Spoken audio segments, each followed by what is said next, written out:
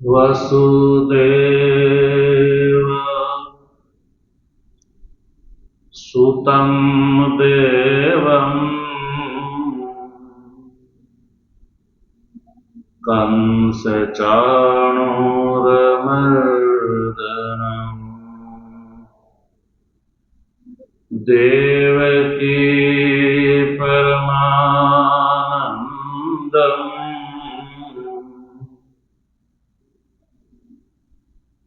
कृष्णं वन्दे जगद्गुरु।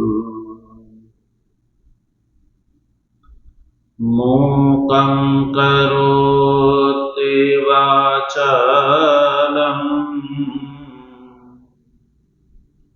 पङ्गुं लङ्घयते गिरिं यत्कृपातमहं वन्दे परमानन्दमाधवम्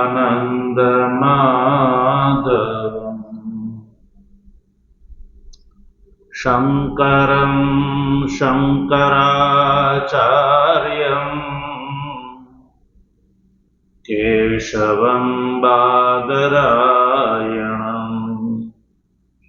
सूत्रभाष्य कृतौ वन्दे भगवन्तौ पुनः पुनः। ईश्वरो गुरुरात्मेति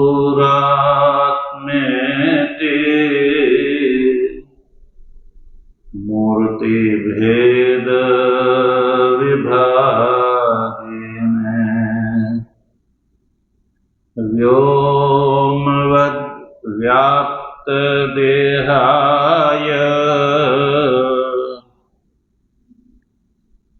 दक्षिणामूर्तये नमः। ॐ शान्तिः शान्तिः शान्तिः।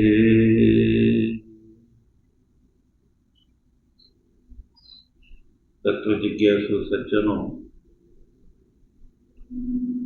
ભગવાનની પરમાણુ કંપાથી શ્રીમદ ભગવદ્ ગીતાના શાંકર ભાષ્યનો વિચાર કરી રહ્યા છીએ। સર્વપ્રથમ ભગવાન ભાષ્યકાર દ્વારા કૃત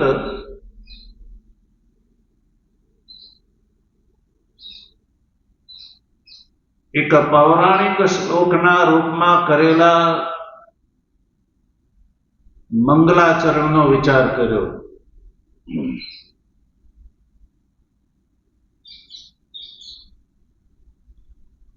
અને ત્યારબાદ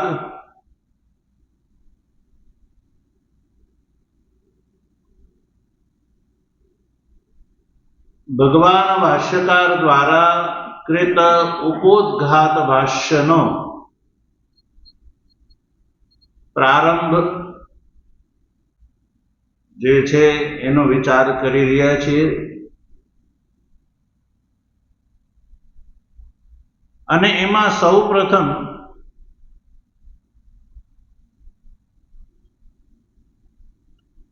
આ જે ભગવદ્ ગીતા છે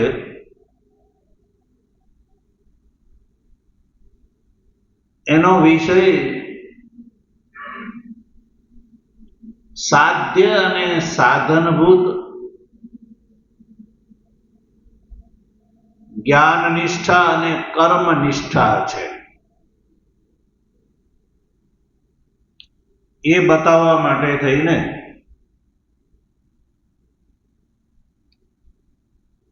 સૌપ્રથમ સ ભગવાન સૃષ્ટવા ઇદમ જગત થી લઈને ધર્મદ્વયમ અર્જુનાય શોક મોહ મોહો દધો નિમગ્નાય ઉપદિદેશ. આટલા જે ઉપોદ્ઘાત ભાષ્ય દ્વારા ભગવાન શ્રી કૃષ્ણનો અવતાર જે છે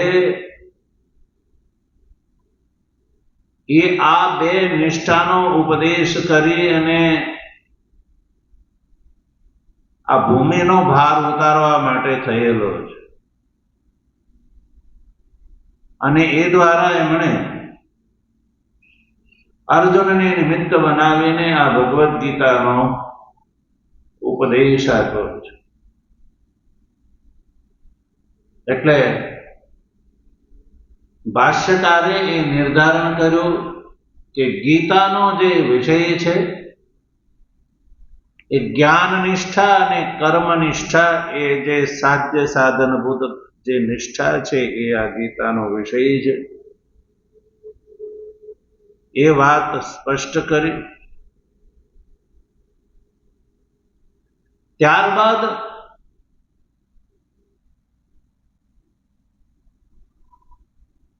વ્યાખ્યાન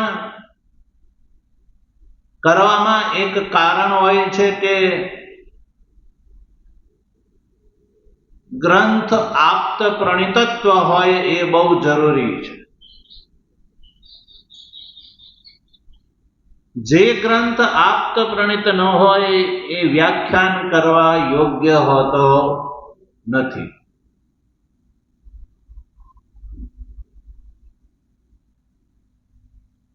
એટલે આ ગીતાના કર્તા ઉપદેષ્ટા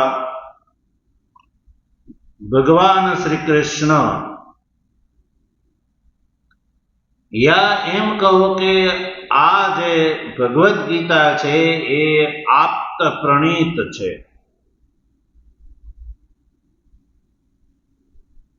અને આપ્ત એટલે સ્પષ્ટ કરી દીધું કે જેનું વચન લોકમાં વગર વિચારે પ્રમાણભૂત માનવામાં આવે એને આપ્ત કહેવામાં આવે છે. જેનું વચન વગર વિચારે પ્રમાણભૂત માનવામાં આવે એવા વ્યક્તિને લોકમાં આપ્ત કહેવામાં આવે છે. આપ્ત વ્યક્તિના વચનને સંસારમાં સમાદૃત માનવામાં આવે છે. એટલે ભગવાનનું આ જે વચન છે એ આપ્ત છે, એટલે કે ગીતા આપ્ત પ્રણીત છે. એ નિર્ધારણ કરવા માટે થઈને આ ગીતાના ઉપદેષ્ટા ભગવાન શ્રી કૃષ્ણ સર્વજ્ઞત્વાદી લક્ષણોથી વિશિષ્ટ છે અને આ સંપૂર્ણ જગતના એ કર્તા છે. આ ગીતાના જે ઉપદેષ્ટા છે એ આ સંસારના કર્તા છે. એટલે સંપૂર્ણ જગત જનયિત્રિત્વથી ભગવાન શ્રી કૃષ્ણ યુક્ત છે.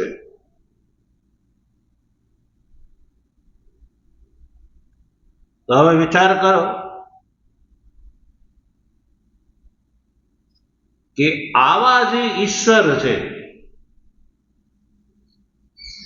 એ ઈશ્વરથી અનુગ્રહિત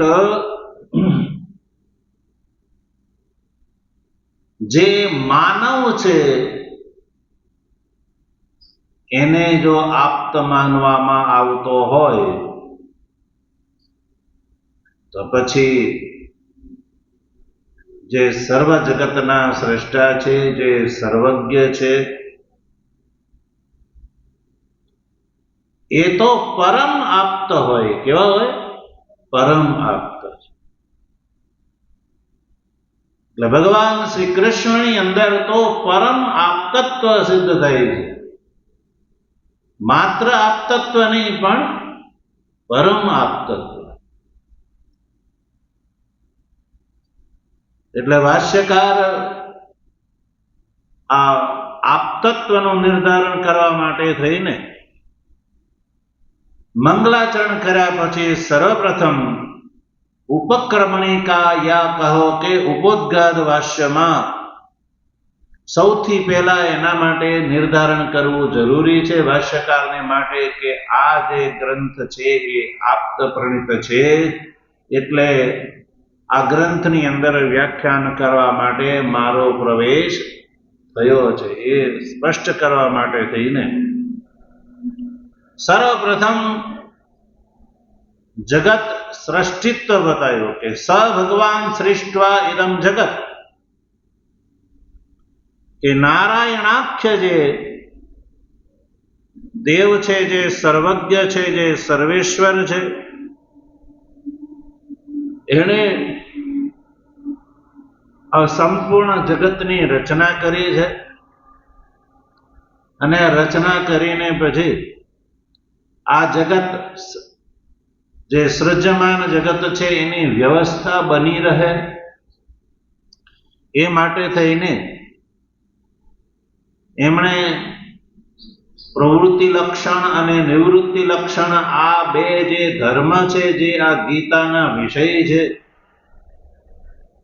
એમાં મરીચી વગેરે પ્રજાપતિને પ્રવૃત્તિ લક્ષણ ધર્મ ગ્રહણ કરાવડાયો અને સનકાદી જે છે એને ઉત્પન્ન કરીને નિવૃત્તિ લક્ષણ ધર્મ ગ્રહણ કરાવડાયો. શા માટે? જગતની સ્થિતિ માટે. કારણ કે આ બેઉ ધર્મ જે છે એ જગતની સ્થિતિમાં કારણભૂત છે. એટલે આ બે અધિકારીને ક્રમથી પ્રવૃત્તિ લક્ષણ અને નિવૃત્તિ લક્ષણ ધર્મ ગ્રહણ કરાવડાયો. અને એ ધર્મ કેવો છે? વેદોક્તમ, મનુષ્ય બુદ્ધિ પરિકલ્પિત નહીં, કોઈ એરે ગેરે વ્યક્તિ દ્વારા રચેલો નહીં, વેદોક્તમ ધર્મ. બૌદ્ધાદિ પરિવર્તિત ચૈત્ય વંદનાદિ ધર્મ નહીં, કિંતુ પ્રવૃત્તિ અને નિવૃત્તિ લક્ષણ જે ધર્મ છે એ જે વેદોક્ત છે એ ધર્મ ગ્રહણ કરાવડાયો. કોઈ કહે કે ધર્મમાં બહુવિધ જે આચાર્યો છે એની અંદર ધર્મના વિષયમાં તો વિવાદ જોવા મળે છે, તો પછી આ જગતની સ્થિતિમાં આ પ્રવૃત્તિ લક્ષણ અને નિવૃત્તિ લક્ષણ આ બે જ ધર્મ શું કારણ છે? જગતની સ્થિરતામાં સ્થિતિમાં કેમ અન્ય આચાર્યો દ્વારા બૌદ્ધાદિ દ્વારા પ્રસ્તાવિત જે ધર્મ છે શું એ આ જગતની સ્થિતિમાં કારણ નથી? તો એનું પણ સર્જન કરવું જોઈએ, એ પણ સ્રષ્ટવ્યમ. તો આ શંકાને ધ્યાનમાં રાખીને ભગવત્પાદ ભગવાન શંકરાચાર્ય કહ્યું કે દ્વિવિધો હિ વેદોક્ત ધર્મ. વેદોક્ત ધર્મ તો આ બે જ છે. બૌદ્ધાદિ દ્વારા પ્રણીત જે છે, તથાગત દ્વારા પ્રસ્તાવિત ધર્મ છે એ વેદોક્ત નથી. અને વેદોક્ત ન હોવાના કારણે વૈદિક ધર્માવલંબી માટે એ અનુષ્ઠાતવ્ય નથી યા અનુષ્ઠેય નથી. કારણ કે એનાથી અનિષ્ટની નિવૃત્તિ અને ઈષ્ટની પ્રાપ્તિ સંભવ નથી. આ બે જ વૈદિક ધર્મ છે, પ્રવૃત્તિ અને નિવૃત્તિ. અને આ બે જ જે જગતની સ્થિતિમાં કારણ છે, એ સિવાય અન્ય કોઈ ધર્મ જગતની સ્થિતિમાં કારણ નથી. અને ત્યારબાદ કહ્યું કે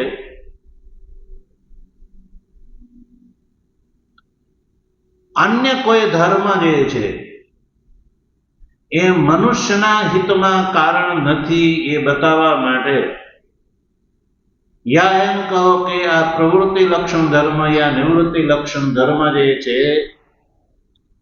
એ એની અતિવ્યાપ્તિ અવ્યાપ્તિ જે દોષ છે એની વ્યાવૃત્તિ માટે થઈને ભાષ્યકાર આગળ લખે છે કે પ્રાણીના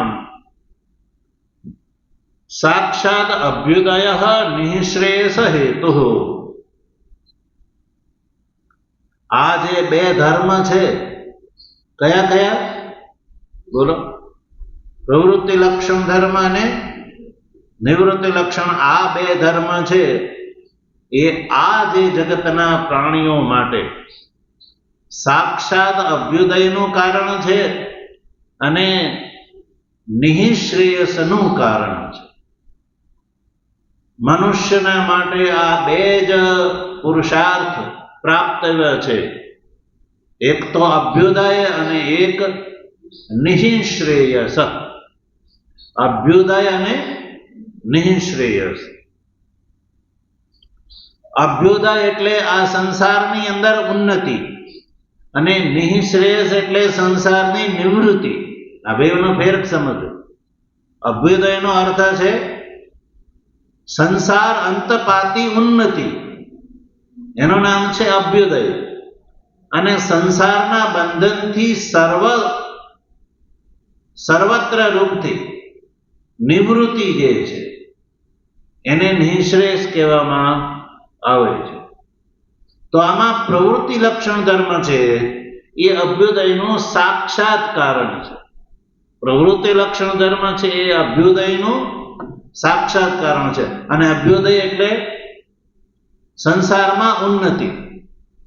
સંસારની ઉન્નતિ ક્યાં સુધી? આ શરીર છૂટ્યા પછી સ્વર્ગાદી લોકની પ્રાપ્તિ, યા એનાથી વધારે આગળ બ્રહ્મલોકની પ્રાપ્તિ સુધી. આ સંસારની હદ ત્યાં આવી જાય છે. બ્રહ્મલોક સુધી સંસારની હદ છે. ભગવાન શ્રી કૃષ્ણ આજ ભગવદ્ ગીતાના 8મા અધ્યાયમાં આ સંસારની હદ બતાવે છે. આ બ્રહ્મ ભુવના લોકા પુનરાવર્તી નોર્જુન. ભગવાન શ્રી કૃષ્ણ કહે છે કે કર્મ અને ઉપાસનાનું સર્વાધિક ઉન્નત ફળ છે એ બ્રહ્મલોકની પ્રાપ્તિ છે. અને ત્યાંથી તે આ જીવે પાછું આવવું પડે. એટલે સંસારની ઉન્નતિ જે છે એ પુનરાવર્તી છે, આત્યંતિક અને એકાંતિક નથી. જ્યારે નિઃશ્રેયસ એ આત્યંતિક અને એકાંતિક છે. અને એ લાભ જે લે છે એને પછી ફરી પાછું આવવું પડતું નથી. એને નિર્વિશેષ મોક્ષ કહેવામાં આવે છે. એટલે જીવદ અવસ્થામાં જ મોક્ષ, આત્મતત્વ જ્ઞાન થવું એને જ નિવૃત્તિ ધર્મ કહેવામાં આવે છે. અને આત્મજ્ઞાન જેને થઈ જાય છે તો એ જીવતા મુક્ત થઈ જાય છે. અને આ લોકમાં તમે એવા અનેકો સંગઠનો જોયા છે જે પરલોકની વાત કરે છે. કોની કરે છે? પરલોકની. કે ભાઈ મર્યા પછી ફલાણા ભગવાન લેવા આવશે ને હું ત્યાં જઈશ ને, એ બધી કઈ વાત છે? પરલોકની. અને પરલોકની એટલે આ લોકમાં, એટલે કે સંસારમાં પ્રોન્નતિ. એને પ્રવૃત્તિ લક્ષણ ધર્મ કહેવામાં આવે છે. પ્રવૃત્તિ લક્ષણનું ફળ છે અભ્યુદય. સાક્ષાત જે છે અભ્યુદય. અભ્યુદય એટલે કે બ્રહ્મલોક સુધીના લોકની પ્રાપ્તિ એને અભ્યુદય કહેવામાં આવે છે. અને એ અભ્યુદય નું કારણ ધ્યાન આપો, પ્રવૃત્તિ લક્ષણ ધર્મ છે. કોણ? પ્રવૃત્તિ લક્ષણ ધર્મ. અને પ્રવૃત્તિ લક્ષણ ધર્મ એટલે કે વેદોક્ત કર્મકાંડમાં કહેલા ધર્મનું અનુષ્ઠાન. એટલે ઘણા એવા સંગઠનો છે જે અનુષ્ઠાનને પ્રોત્સાહન નહીં આપે. એના અનુયાયીઓને એવું નહીં કે તમે વેદમાં કહેલા જે અભ્યુદયનું કારણ એવા યજ્ઞ, દાન, વ્રત, જપ, તપ અને વર્ણ અને આશ્રમ ધર્મ જે છે એનું અનુષ્ઠાન કરો, એવું નહીં. એ તમે એવું કહેશે કે અમે જે તમને કહીએ છીએ ને એ કરો ને એટલે તમને મહારાજ લેવા આવશે. હું કહે મહારાજ લેવા આવશે. એટલે આનો એ વર્ગ તો ગદગદિત થઈ જાય કે હવે આપણને મહારાજ લેવા આવશે. કોણ લેવા આવશે? મહારાજ લેવા આવશે. ભગવદ્ ગીતામાં ક્યાંય અર્જુનને એમ કહ્યું કે અર્જુન હું તને લેવા આવીશ. આ બેવકૂફીની હદ કહેવાય. અને લોકોને આવું તૈયાર અને રેડીમેડ જ જોઈએ. તમે આવું પેમ્પરિંગ કરો કે આવું કરશે ને તો આપણે કઈ કરવું જ ન પડે. જો તૈયાર મળી જાય તો આ મનુષ્યને કાંઈ કરવું હોતું નથી. બેઠા બેઠા મળી જાય તો કાંઈ કરવું હતું. એટલે એમ કે અમને તો ભગવાન લેવા આવશે અને વિમાનમાં બેહાડીને લઈ જશે. તો કર્યા વગર લઈ જશે. અભ્યુદયમાં કારણ કોણ છે? યાદ રાખો, રટી રાખો. અભ્યુદયનું કારણ કોણ છે? પ્રવૃત્તિ લક્ષણ ધર્મ. તો પ્રવૃત્તિ લક્ષણ ધર્મ છે ને એ અનુષ્ઠેય છે. કેવો છે? અનુષ્ઠેય. મનુષ્ય જ્યાં સુધી એનું અનુષ્ઠાન ન કરે ત્યાં સુધી એ લાભનો ભાગીદાર થતો નથી. કોઈ માથા ઉપર હાથ ફેરીને એમ કહે કે ના તને તો ભગવાન લઈ જશે, તારે કઈ કરવાની જરૂર નહીં, બસ, તો એવો આ ધર્મ નથી. અચ્છા, તો વિચાર કરો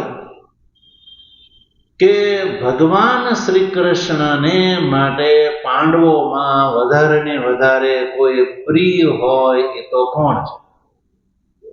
બોલો, કોણ છે? અર્જુન છે. કોણ છે? અર્જુન. અને એનું પ્રમાણ ભગવાને ગીતામાં વિભૂતિ યોગમાં એવું કહ્યું કે પાંડવાનામ ધનંજય. અર્જુન, પાંડવોમાં હું ધનંજય છું એવું કહ્યું. વિભૂતિ બતાવતી વખતે પોતાની આ સંસારની અંદર જે મુખ્ય જે વિભૂતિ છે એ વિભૂતિ જણાવતી વખતે કહ્યું કે પાંડવોમાં હું ધનંજય, એટલે તું જે છે એ હું છું. એટલે તું મારાથી એટલો પ્રિય છો.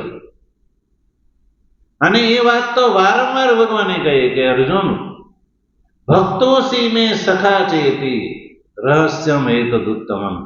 તું મારો ભક્ત છો, મારો સખા છો, એટલે તેને હું ઉત્તમોત્તમ રહસ્ય બતાવું. આવું તો ભગવાને કહ્યું. પણ ભગવાને ક્યાં એવું નથી કે કહ્યું કે અર્જુનના ઉપર માથા ઉપર હાથ ફેરવીને, પીઠ ઉપર હાથ ફેરવીને કહ્યું હોય કે અર્જુન તારે મૂંઝાવાની જરૂર નથી, હું તને મારા લોકમાં તને તેડીને લઈ જઈશ. એવું ક્યાંય પણ ભગવાને ગીતામાં કહ્યું નથી. ભગવાને તો અર્જુનને કહ્યું કે અર્જુન, તારે તારા સ્વધર્મનું પાલન કરવું પડશે. એટલે આ પ્રવૃત્તિ લક્ષણ ધર્મનું પાલન તારે કરવું પડશે. પ્રવૃત્તિ લક્ષણ કયો અથવા કર્મનિષ્ઠા કયો, બેવો એક છે. એટલે કે તારે આ કર્માનુષ્ઠાન તો કરવું પડશે. અને કર્માનુષ્ઠાનમાં સર્વાધિક પ્રભાવશાળી ધર્મ છે વર્ણ અને આશ્રમ ધર્મ. એટલે તું જે છે ક્ષત્રિય વર્ણનો હોવાથી અને ગ્રહસ્થાશ્રમી હોવાથી તારા માટે યુદ્ધ એ જ કલ્યાણ છે. યુદ્ધ એ તારો સ્વધર્મ છે. અને ભગવાને ત્યાં સુધી કહ્યું સ્વધર્મે નિધનમ શ્રેય પરધર્મો ભયાવહ. તું કે હું ભિક્ષા માંગી લઈશ તો એ તારો ધર્મ નથી. સ્વધર્મની અંદર જો તું મૃત્યુ પામીશ ને તું સ્વર્ગનો ભાગીદાર થઈશ અને જો જીતીશ તો આ પૃથ્વીનો રાજ કરેલો. હતો વા પ્રાપ્સ્યસી સ્વર્ગમ જીત્વા વા ભોક્ષ્યસે મહિમ તસ્માદ ઉત્તિષ્ઠ કૌંતેય યુદ્ધાય કૃત નિશ્ચય.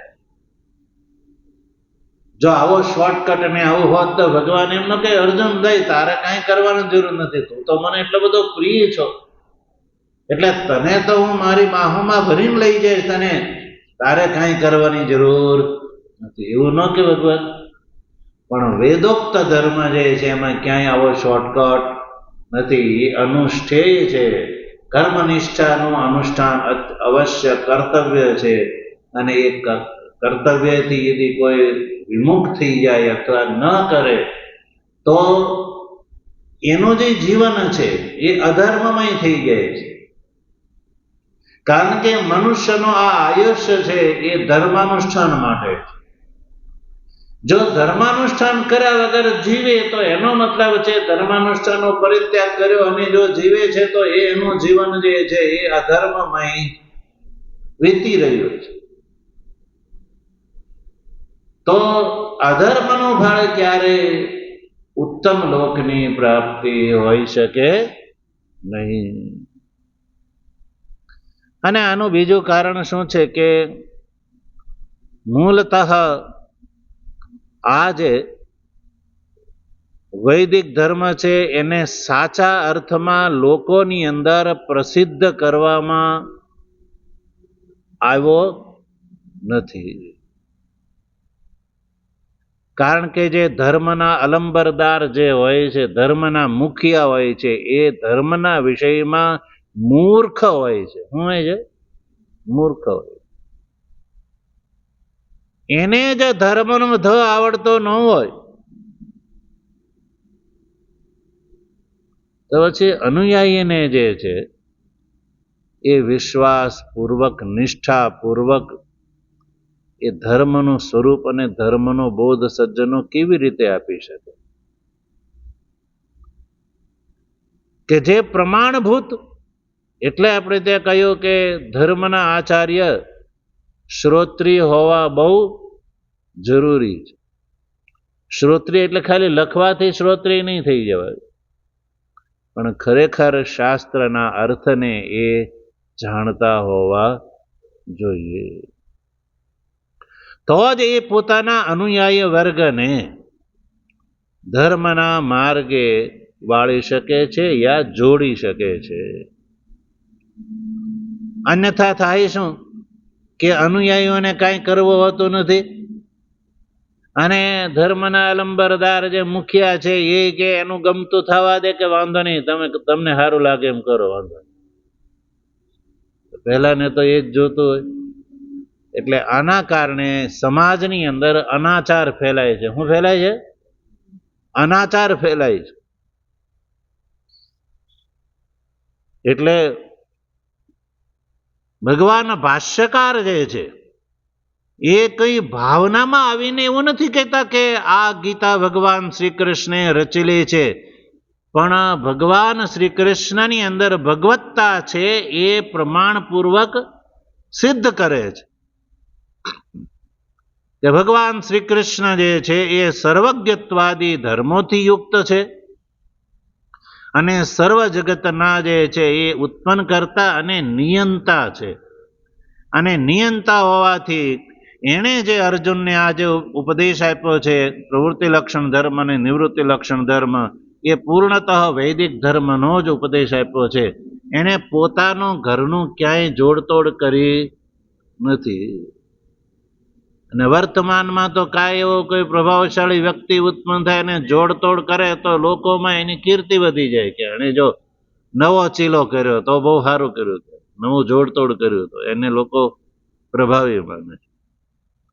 અને એમાં વૈદિક પરિપાટી જે છે એના ધર્મને છેદ ઉડાડી અને એના વ્યક્તિને એને જણાવે, એના પોતાના શાસ્ત્રો ઊભા કરે, પોતાની જે છે એ પૂજા પદ્ધતિ વિકસાવે, પોતાનું જે પંચાંગ વિકસાવે પોતાની રીતે, તો લોકોમાં એ આણે નવું કર્યું એટલે લોકોમાં એ પ્રભાવશાળી કહેવાય, એવું નથી. એટલે આ ગીતા જે છે એ આપ્ત પ્રણીત છે અને એ બતાવવા માટે થઈને ભગવાન ભાષ્યકાર આ વાત કરે છે કે આ વૈદિક જે પ્રવૃત્તિ લક્ષણ અને નિવૃત્તિ લક્ષણ ધર્મ છે એ પ્રાણીઓને માટે સાક્ષાત અભ્યુદય અને નિઃશ્રેયસનું કારણ છે.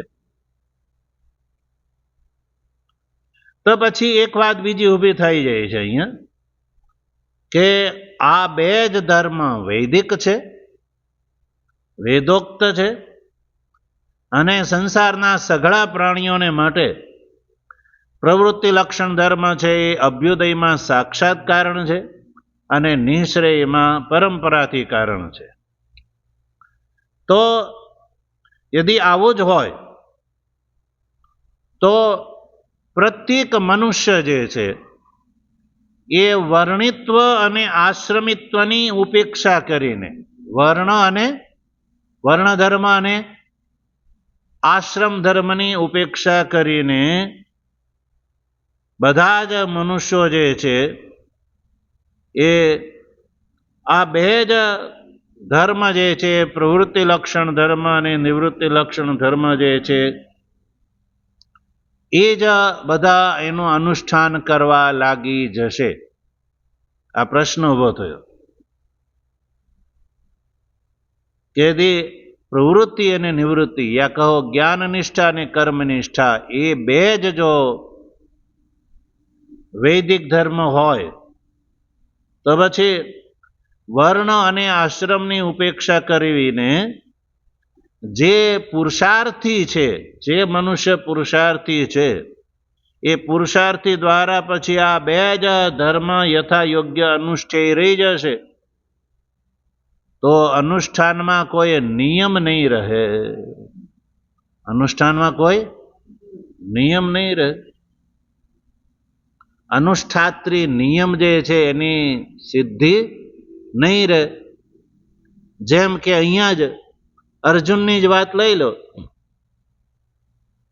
અર્જુને એમ કીધું કે ન યોત્સીતિ ગોવિંદ, હું યુદ્ધ કરવા માંગતો નથી, કારણ કે સામે તો બધા મારા સગા સંબંધી જ છે, આચાર્ય છે, ગુરુ છે, વગેરે જ છે, તો એની સાથે કઈ યુદ્ધ થોડું કરાય. કથમ ભીષ્મમહં સંખ્યે દ્રોણમ ચ મધુસૂદન ઈશુભિઃ પ્રતિયોત્સ્યામિ પૂજાર્હો હરિસૂદન. કે જેના ચરણ કમળ પૂજવા યોગ્ય છે ને એની સાથે હું આ તીરકામઠું લઈ અને બાણ લઈને યુદ્ધ કેવી રીતે કરું? હું તો ભિક્ષા માગીને મારું જીવન યાપન કરી લઈશ. તો પછી આ રીતે તો બધા જ મનુષ્યો જેને જે યોગ્ય લાગે એ રીતે કરવા લાગી જાય. બરાબર? અને જે મનમાં આવે એ કરવા લાગી જાય. એટલે જો આવો જ હોય કે સંસારના સગળા પ્રાણીઓ દ્વારા આ બે જ ધર્મ જે છે એ અનુષ્ઠેય હોય તો બધા આ બેનો જ યથા યોગ્ય અનુષ્ઠાન કરવા લાગી જશે. અનુષ્ઠાનમાં નિયમ કોઈ નહીં રહે કે કયો ધર્મ કોને એનું અનુષ્ઠાન કરવું છે, એ વ્યવસ્થા બધી પડી ભાંગશે. તો વ્યવસ્થા પડી ભાંગશે તો જગતની સ્થિતિ પણ પડી ભાંગશે. કારણ કે સંસારના મનુષ્યો જો યોગ્યતાથી રહિત પોતાની યોગ્યતા પ્રમાણે જો ધર્મનું અનુષ્ઠાન નહીં કરે અને મનોમુખી થઈને જો ધર્મનું અનુષ્ઠાન કરશે તો એનું ફળનું ઉપસર્જન નહીં થાય, અને નહીં થાય તો જગતની સ્થિતિ ડામાડોળ થઈ જશે. અને ભગવાનના અવતારનો ઉદ્દેશ શું છે? જગતની સ્થિતિ, સ્થિરતા. તો પછી જગતની સ્થિતિને જગતની વ્યવસ્થા નહીં થાય. એટલે એ નિયમ અનુસાર જ આ બે ધર્મ મનુષ્યના માટે અનુષ્ઠેય છે. એ કહેવા માટે થઈને ભગવાન ભાષ્યકારે આગળ કહ્યું કે બ્રાહ્મણાદ્યે વર્ણેભિઃ આશ્રમીભિશ્ચ શ્રેયોર્થિભિઃ અનુષ્ઠીયમાનઃ. આ બે ધર્મ જે છે કયા યાદ રાખો? પ્રવૃત્તિ લક્ષણ અને નિવૃત્તિ લક્ષણ, અથવા કર્મનિષ્ઠા કહો કે જ્ઞાન નિષ્ઠા કહો, એ બે એક જ વાત છે. કર્મયોગ, કર્મનિષ્ઠા, પ્રવૃત્તિ એ બધા એક જ શબ્દ છે. જ્ઞાનયોગ, જ્ઞાન નિષ્ઠા અથવા નિવૃત્તિ એ પણ એક જ અર્થને કહેવા છે. તો આ બે ધર્મ વેદોક્ત છે અને એ કોના દ્વારા અનુષ્ઠેય છે? શ્રેયોર્થિભિઃ. શ્રેયોર્થિભિઃ અનુષ્ઠીયમાન છે. શ્રેયોર્થી એટલે શ્રેયની અપેક્ષા જેને છે. એની અપેક્ષા શ્રેયની અપેક્ષા. તો જેને શ્રેયની અપેક્ષા છે એને માટે આ બેવું અનુષ્ઠાતવ્ય છે. તો શ્રેયોર્થી દ્વારા સૌથી પહેલા પ્રવૃત્તિ લક્ષણ ધર્મનું અનુષ્ઠાન કરે અને પ્રવૃત્તિ લક્ષણ ધર્મના અનુષ્ઠાન દ્વારા જ્યારે ચિત્ત શુદ્ધ થઈ ગયા પછી એ સંન્યાસ ગ્રહણ કરે, એટલે કે નિવૃત્તિ લક્ષણ ધર્મ ને પ્રવેશ કરે, વેદાંતનું શ્રવણાદિ સાધન કરે, તો એના દ્વારા એ શ્રેયનો ભાગીદાર થાય છે. તો પછી શ્રેયોર્થી જે છે એ શ્રેયોર્થી એટલે કે આત્મ કલ્યાણની જેના મનમાં કામના છે એને શ્રેયોર્થી કહેવામાં આવે છે. તો આ જે શ્રેયોર્થી છે એને આ ધર્મનું અનુષ્ઠાન કેવી રીતે કરવાનું છે એ નિયમ છે. ગમતી રીતે નહીં, કારણ કે મનુષ્ય પોતે પોતાની યોગ્યતાને ઓળખી શકતો નથી. અને આ સંસારની અંદર જેટલા મનુષ્યો છે એ બધા એક સરખા પણ નથી. તો એક સરખા જ્યારે નથી, એક સરખો સ્વભાવ નથી, એક સરખો સ્વભાવ નથી અને એક સરખો કોઈનો આશ્રમ નથી. વર્ણ અને આશ્રમ બેવું બધાના જુદા જુદા છે. તો બધાને એક જ બસમાં અને એક જ કાર્યમાં ઠૂંસી દેવામાં આવે તો એને માટે કલ્યાણને બદલે અકલ્યાણનું કારણ બની જાય છે. એટલે યથા યોગ્ય અનુષ્ઠેય છે. કેવી રીતે? યથા યોગ્ય, જેવી જેની યોગ્યતા છે એ પ્રમાણે અનુષ્ઠેય છે. એટલે કહ્યું કે બ્રાહ્મણ આદિ વર્ણે હૈ અને બ્રહ્મચર્ય આદિ આશ્રમી ભીષ્ટ. એટલે બેવને ધ્યાનમાં રાખીને પ્રવૃત્તિ લક્ષણ ધર્મ અનુષ્ઠેય છે. વર્ણ કેટલા છે? 4: બ્રાહ્મણ, ક્ષત્રિય, વૈશ્ય અને શૂદ્ર. પછી આશ્રમી ભી એ પણ કહ્યું. આશ્રમ કેટલા છે? બ્રહ્મચારી, ગૃહસ્થ, વાનપ્રસ્થ અને સંન્યાસ. આપણે આ વિચાર કરીએ કે વૈદિક ધર્મની અંદર આ વર્ણ ધર્મ અને આશ્રમ ધર્મ શા માટે છે? શું મનુષ્યોની અંદર ભેદ કરવા માટે છે? યા મનુષ્યને ઊંચો યા નીચો દેખાડવા માટે છે? નહીં, બિલકુલ નહીં. વર્તમાન કાળમાં આ જે વૈદિક ધર્મનું આ રીતે વર્ણ અને આશ્રમ અનુસાર મનુષ્યની યોગ્યતાનું જે વિભાગીકરણ છે એ કરણને વર્તમાન સંસારમાં એના જેવો અર્થ છે એવા અર્થમાં એને પ્રસારિત કરવામાં યા પ્રચારિત કરવામાં આવ્યું નથી. અને એનું ફળ શું થયું? એનું જે વૈદિક સ્વરૂપ છે એ સ્વરૂપને લોકમાં પ્રચારિત કરવામાં આવ્યું નથી યા પ્રચારિત થયું નથી, યા એની અંદર કાલક્રમથી દોષો આવી ગયા. એટલે વેદના દ્રષ્ટિકોણને દૂષિત કરી નાખવામાં આવ્યો. અને દૂષિત કરી નાખવામાં આવ્યો એટલે એનો અત્યારે માન્યતા શું બેસી ગઈ કે વર્ણ અને આશ્રમ એ મનુષ્યને એકબીજાથી ઊંચા નીચા દેખાડવા માટે છે એવો પ્રચાર કરવામાં આવી રહ્યો છે. મનુષ્યની અંદર ભેદ પાડવા માટે છે એવું માનવામાં આવી રહ્યું છે વર્તમાન કાળમાં, કે આ વર્ણ ધર્મ છે એ મનુષ્યને ઊંચો નીચો દેખાડવા માટે છે, ઊંચ નીચના ભેદ પાડવા માટે છે. એટલે જે એમ માને છે કે અમને નીચા દેખાય, તો એ વૈદિક ધર્મ પ્રત્યે એનો દ્રષ્ટિકોણ કેવો થઈ જાય છે? આદર ભાવનો રહેશે નહીં. એને વૈદિક ધર્મ પ્રત્યે નિરાદર ઉભો કરવામાં આવે છે. એટલે આ અત્યારે વર્તમાન કાળમાં જે છે એ રાજસત્તાની આ મહા મોટી રાજસત્તાના સ્વાર્થ માટે થઈને આ ચાલાકી છે. એટલે એના કારણે વૈદિક ધર્મને જે છે એ કટઘરામાં ઉભો કરવામાં આવે છે, એના પ્રત્યે અનાદર ઉભો કરવામાં આવી રહ્યો છે. હવે માની લઈએ, ચાલો વૈદિક ધર્મના અનુસાર 4 વર્ણ છે, એ પરિપાટી અનાદિકાળથી ચાલી આવે છે. માની લો એ નથી,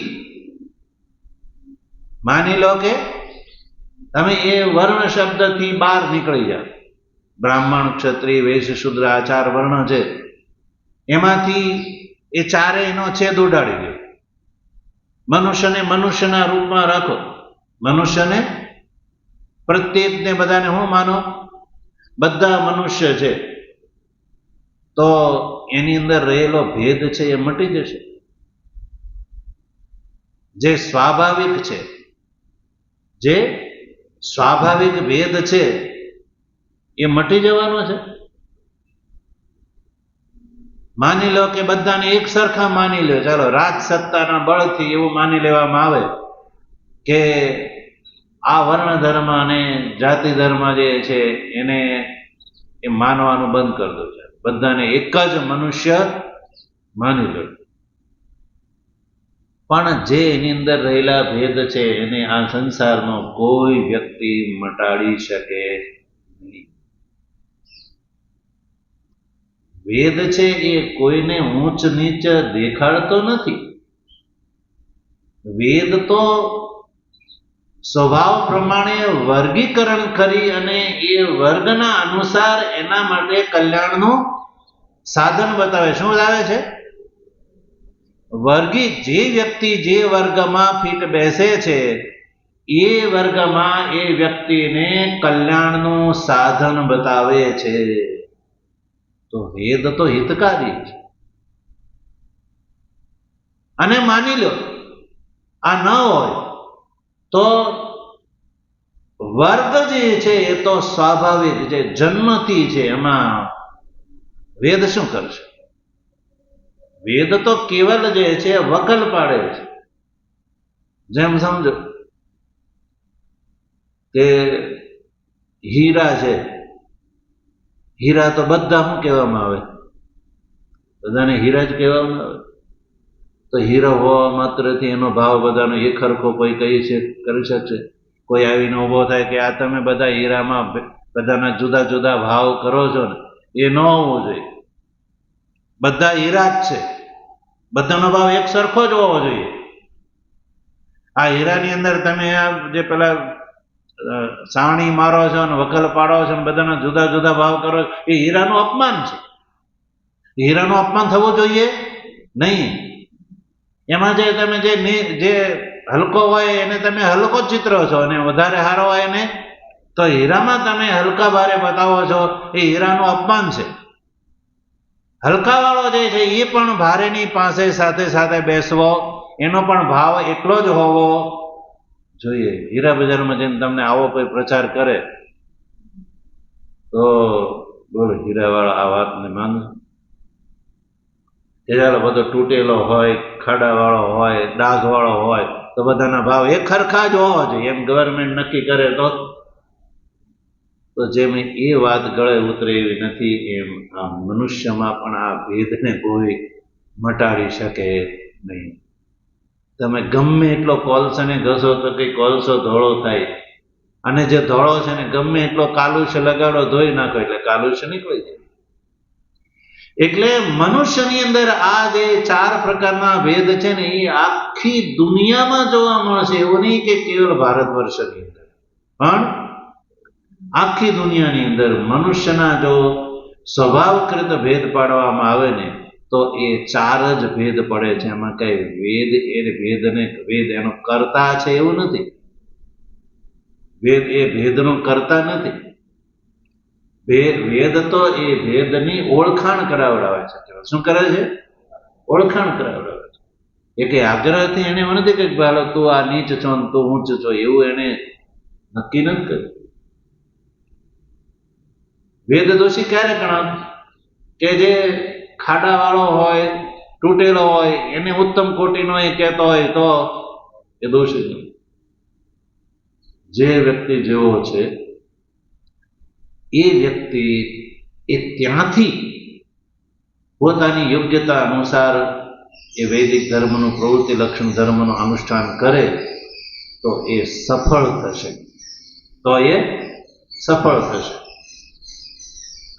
નહીં તો જેનો સ્વભાવ સત્વ પ્રધાન નથી, કેવો? સત્વ પ્રધાન નથી અને તમો પ્રધાન છે. હવે તમો પ્રધાન વ્યક્તિ છે એને કઈક ભાઈ તું આ વેદનું અધ્યયન કર, તો એ કરી શકે? અધિકાર આપી દો તો એ વેદ અધ્યયન કરી શકશે? એ અધ્યાપન કરાવી શકશે? જેની અંદર એ યોગ્યતા જ નથી તો એ કઈ એ ધર્મનું પાલન કરી શકશે. અને આ વાત જે છે તો શિક્ષણમાં પણ આ ભેદ છે. શિક્ષણમાં કોમર્સ, આર્ટ્સ અને સાયન્સ આ ત્રણ પ્રવાહ હોય. તો જે છોકરો જે યોગ્યતા પોતાની સમજતો એ પ્રમાણે આ પ્રવાહનું ચયન કરે છે. તો ત્યાં કોઈ એવું બોલે છે કે આ ત્રણેય ભેદ મટાડી દો, અમને અમારા બધા માટે, વિદ્યાર્થી માટે એક જ સરખું અધ્યયન હોવું જેવું કોઈ કહે છે? એટલે લોકોની અંદર વૈદિક ધર્મનો આ જે ઉત્તમોત્તમ મનુષ્યના કલ્યાણકારી દ્રષ્ટિકોણ છે એને વિકૃત કરી નાખવામાં આવ્યો છે. એટલે મનુષ્યની યોગ્યતાને અનુસાર પ્રવૃત્તિ લક્ષણ ધર્મનું અનુષ્ઠાન અનાદિકાળથી વેદ દ્વારા પ્રચાલિત કરવામાં આવે છે. ચાલો ઠીક છે, આ અનુષ્ઠાન થતું રહે અને જગતની સ્થિતિ બની રહે. તો પછી ભગવાનને અવતાર શા માટે ધારણ કરવો પડ્યો? તો અવતાર ધારણ કરવાનું કારણ જે છે એ આગળ ભાષ્યકાર પંક્તિમાં બતાવશે. ભગવાનની કૃપા હશે તો એનો વિચાર આગળ કરીશું. ઓમ વસુદેવ સુતં દેવં કંસ ચાણૂરમર્દનમ દેવકી પરમાનંદમ કૃષ્ણં વંદે જગદ્ગુરુ મૂકં કરોતિ વાચાલં પંગું લંઘયતે ગિરિં યત્કૃપાતમહં વંદે પરમાનંદમાધવં શંકરં શંકરાચાર્યં કેશવં બાદરાયણં સૂત્રભાષ્યકૃતૌ વંદે ભગવन्तौ પુનઃ પુનઃ ઈશ્વરો ગુરુરાત્મેતિ મૂર્તિભેદ વિભાગિને વ્યોમવદ્વ્યાપ્તદેહાય દક્ષિણામૂર્તયે નમઃ. ઓમ શાંતિ શાંતિ શાંતિ. સદગુરુ